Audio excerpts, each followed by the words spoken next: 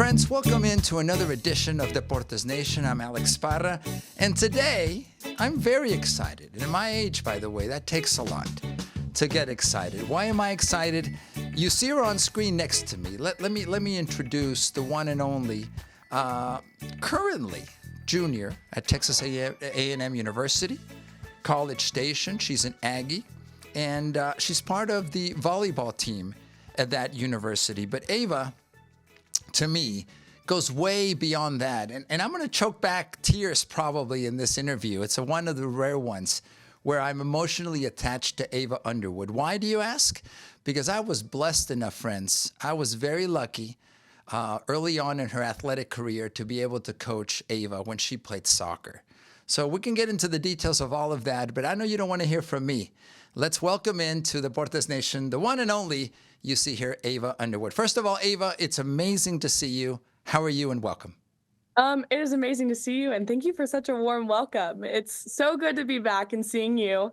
I'm great. In Nebraska, we're getting ready to play our match against Wisconsin tomorrow, and I just couldn't be more excited. And also, this full circle moment of seeing you and getting to chat with you is so great. So thank you for having me. You're welcome. It's an honor. It's a pleasure. Honestly, we were talking about how we met. I was fortunate enough to have coached you when you were much younger, when you did play soccer. Before you've done great in volleyball, but you're a standout athlete, a standout student as well. Talk to us a little bit about maybe your journey to making it to NCAA Division I volleyball. You're the 1%, Ava, from my perspective. It's not easy. How did you get to where you are today as a junior? And by the way, we'll talk about the matches that are coming up, or the match that's coming up for you, and hopefully a run to the national title. We can talk about it that way. Oh, yes. Well, first off, it's crazy that we're here because we kind of talked about how I started. So, of course, started playing club soccer with you, and you had such a big influence on my life, which I know you're not asking for that, but I'm telling you that. But yeah, so started out playing soccer and then got to junior high and wanted to kind of try everything. And that's when I really, really found my love for volleyball and took it from there and ran with it. And I grew up wanting to be an Aggie. This is my lifelong dream. So it's really, really amazing that I'm getting to play the sport that I love at the school of my dreams. So if you would have asked little Ava, who was playing soccer at the age of 11, where I thought I'd be, it would definitely not be here. But I couldn't be more excited and more blessed for this opportunity. Ava, look, we all have different journeys and different paths to where we are. Some take us through good moments, through bad moments. What I wanted to ask you really was, when you came to a crossroads of having to choose sports, and maybe I'm phrasing it that way, I tell families, and yes, I'm fortunate enough to have been a coach for many, many years. I still continue to get out there with club soccer and in other places. Was this still fun for you? So many kids today, and this is my editorial comment, fall into this being a chore or a job, and it confuses kids, I think. Have you had fun in this process? Is that a fair question? That's a completely fair question. And the answer is yes, I have had fun, but it definitely is a crazy road. I mean, there are definitely ups and downs. It is a grind, but it's also worth it in the end for moments like I'm experiencing right now. And, when I was playing soccer, I was so blessed for that opportunity, and I love soccer, but it got to a point where it became more of a chore for me, and I Yeah. wasn't finding as much joy in it anymore. And that's when I knew I needed to make a change. So once I picked up volleyball, like, you're going to have good and bad days. I've had plenty of my fair share of bad days, along with a lot of good ones. My parents like to joke about that they have to give me TED Talks on the daily. um, but there truly are so many blessings in it, and it's such a great opportunity. And as long as at the end of the day you love what you're doing, you're supposed to be doing that. So, yeah, I would say there's definitely ups and downs, but at the end of the day, it's very rewarding. Ava, you mentioned your parents. I think family and support systems are so important to athletes, student athletes like yourself in this case, that are there, that are supporting you. And, I don't want to say anything controversial, pushing, but not pushing too much, supporting and being there, but not becoming, I say this, stage parents where they're driving it because maybe they're living vicariously through their kids. And I'm not saying the Underwood family did that, but there's a balance there. Does that make sense? Yeah, absolutely. I hear everything that you're saying, and I really, really value my parents and how they handled my whole sports career. I mean, they have been such a big influence on me and have really supported me in anything I wanted to do. I mean, the day that I came to them and I told them that I wanted to try something else and I didn't want to play soccer much anymore, they were fully supportive of me and they just had told me like, whatever you want to do, we will fully support you and be 100% behind you. And they have really just continued to do that. And I think them seeing me at A&M has been really, really awesome. And the fact that they can come and, watch all my games and stuff has been really, really special. But I would just say that they've had such a big influence in supporting whatever I wanted to do, whether it was I wanted to play a different sport or I didn't want to play a sport at all. They've always been behind me and been my number one fans. So it definitely has a very big influence in it. And I really value how my parents have handled that. Uh, Friends, thanks for joining us on this very special edition. You'll probably see tears from Uncle Alex here in a few minutes as we talk to Texas A&M Aggie Ava Underwood, also former soccer player under yours truly. So I'll take the credit for maybe a little bit. But Ava, I do have to say something. It seems that some people have a destiny. I saw that in your eye, in your work ethic, in your discipline, in your respect for me, for your teammates, and for others. To me, that comes from your family. And I know you're a leader with this team, but how have you been able to maintain that? It seems you gravitated to that naturally, but you've continued to do it. Is it because you find that those values really push you through the good and the bad?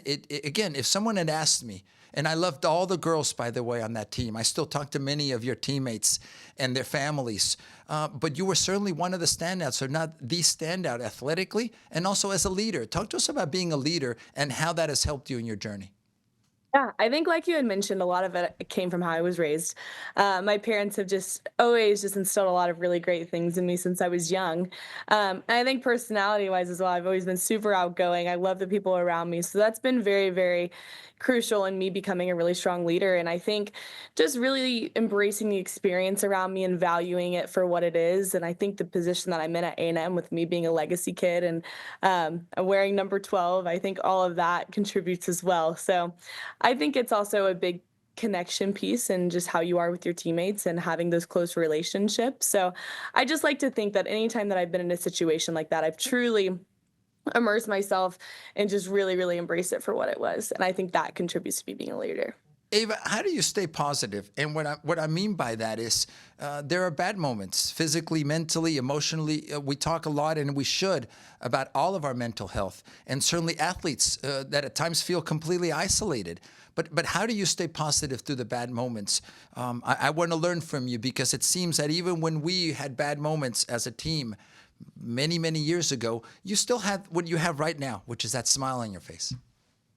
I will say, and I told you from the beginning when we were going to do this interview that I was going to be very, very honest with you. And there have been some really, really hard moments. Last season, I went through a little bit of a stint where I just faced a lot of hardship. This year, I faced a lot of hardship. And often had to remind myself, because it is easy to fall into a negative headspace, but it took a lot of soul searching and a lot of falling into realizing what I needed to do to make myself better and a lot of self-reflecting and doing a lot of things that make you happy outside of volleyball, because sometimes volleyball can get very, very stressful Yeah. and sometimes volleyball can be your outlet. I experienced that this year. And I just think the biggest thing is finding the good, and realizing that there's good in every situation, even when it doesn't seem like the most good situation. But it's definitely a mindset. You can control it. And I think that is the biggest thing that I've learned this year is you can control your outlook on things. So Let's talk a little bit about year number 3 for you at Texas A&M. You're on your best run, if I'm not mistaken, in your career there. And talk to us about what Coach Morrison has done in this moment. 16 wins, if I'm not mistaken. You've got a big task in front of you in less than 24 hours, or in about 24 hours against Wisconsin. But talk to us about your team, the leadership on the team, and what your expectations are of this season. yeah, first off, I love this team. I think we're very, very close, and I think that's really hard to find. Once you get to the collegiate level, everything gets so competitive, and we've just done a really good job sticking together. So as a team, collectively, we all just lean on each other, and we really do care and value for each other, which is huge. Jamie pushes us every single day. He is a great teacher of the game, knows his stuff about volleyball. So just having his insight in the gym every single day is really, really special. And all of our support staff. I mean, all of our support staff staff, our coaches, everybody is just fully on board for this. And that's what it takes. It takes a village. It's not going to just be one person. So I think the collective effort from everybody and the collective buy-in from everybody is what has gotten us to the point that we're at. And we're just excited to keep it rolling. I mean, at this point, we're like we like to say, we're playing with house money and we're going out and just taking it day by day. So When you're at a university like Texas A&M, and let's talk about the business side of college athletics, Ava. I know you're well aware of this. With NIL, with the portal, things change. You mentioned being a legacy at A&M. I don't think you're shopping around to go elsewhere. And many athletes do. Many student athletes say, listen, this isn't working out for me after year one, after 2 games. It's time for me to look elsewhere. Do you think we've lost something in not sticking through the good and the bad of a season, the good and the bad of a team? Is that a fair question to you? that's a fair question. I think that it's a very, very tricky world now with collegiate sports. I mean, NIL and transfer portal has just added a whole other aspect to everything. I think, as you saw me, I'm shaking my head. Like, I think there's so much value in loyalty to a school and committing to a school to be there for the rest of your time.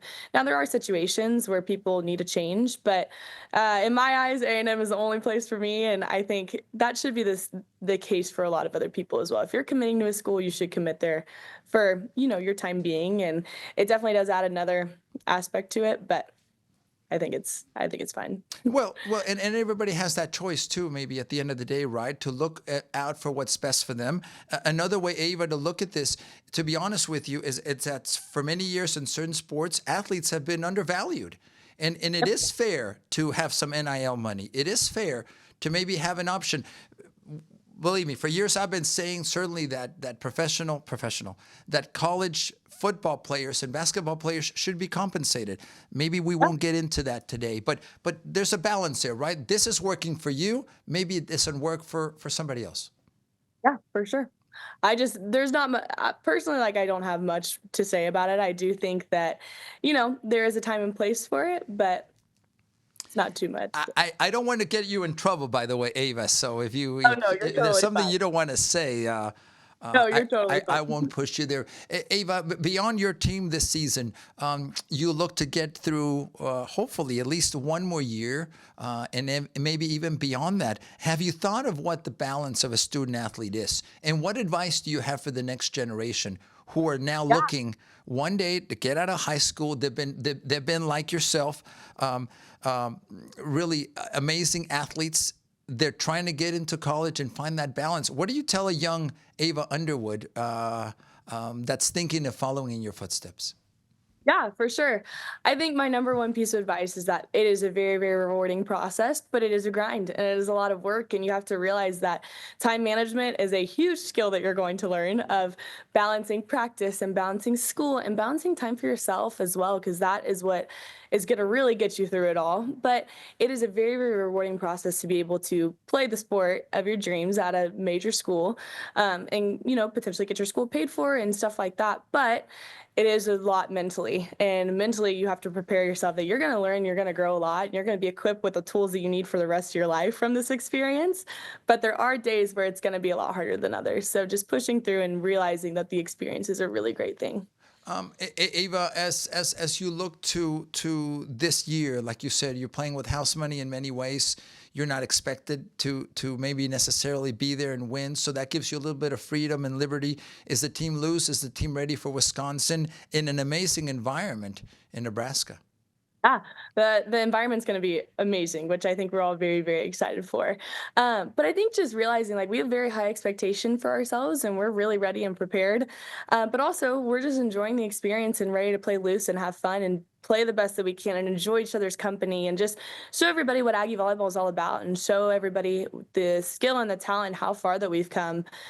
Jamie likes to always say that, like, year 2 is the hardest. This is his second year being here. And it's really cool that we've, already gotten to the Sweet 16 and are hoping to go further. So I just think this experience is really great and I'm really excited to see how we do. Ava, how are you doing? Meaning finding this balance, being a leader. You seem happy. You seem content. Again, there's an aura about you that I saw when you were much younger. And my orgullo, my pride is immense. And I'm proud of all the girls, by the way, all your teammates, whether they've chosen to play college athletics or not. It's that journey. It's going through it, the good, the bad, the moments that we lived. Ava, I still remember me trying to protect you in many ways, but often you have to fail before you succeed. That's part of life? Oh, it's all a process. And every experience you learn so much, and that's what makes you who you are. And I truly believe that my time so far at Texas A&M has really shaped me and molded me into who I am. And yes, there's been hardships. Yes, there's been days where I have maybe thought that I'm not cut out for this, but it has just made me stronger and made me so much more appreciative for the journey. And I like to always say the first 2 years of college, you're figuring it all out. Like you are figuring out how to live on your own, how to cook your own meals, do your own laundry, balance everything. And then by year 3, it's like, all right, I know what I'm doing. So I really feel like I felt that this year, and just I'm comfortable, super pumped about how the season has gone so far and just really loving it. Ava, what's next for you? Obviously, short term, you're focused, as you should be, on Wisconsin, on having a great run in the tournament. One more year after that to wrap up your undergrad. But what does the future look like for Ava Underwood? That is a great question. I wish I had an answer. I just know I've thought about maybe staying and getting my master's at A&M, maybe taking a victory lap, just because I've just been so busy with volleyball, and maybe just embracing another year at A&M. But I'm a business marketing major, so hopefully going into something like that after college. But I really don't know. I'm trying to just soak everything in what I'm doing right now and not think too far ahead, because I'm often an overthinker, and I have to really work on trying to stay where my feet are. So I've just really tried to just embrace this and what I'm doing right now. Well, if any of you friends that are watching are looking for the next generation and someone that can do it all, and she's got a great head on her shoulders, you're looking at her, and that's Ava Underwood. Ava, as we wrap up, I guess to me the nostalgia is remembering and seeing your amazing face, your aura, your teammates. What a wonderful time and chapter that was for me. I'll never forget it. And again, it's amazing to see you where you are today. I guess my question, or maybe my comment, is we are so blessed to have these opportunities. We're blessed to have gone through these journeys together. And these are the moments, like you said, full circle, that make us feel so proud about this life that we're going through. Ava, I don't know if there's words or a question there. It was just a thought and a comment. I'm proud of you. I love what you've done, and I love what you and your family have done for me, for our club. It's emotional for me because I'm so proud of you.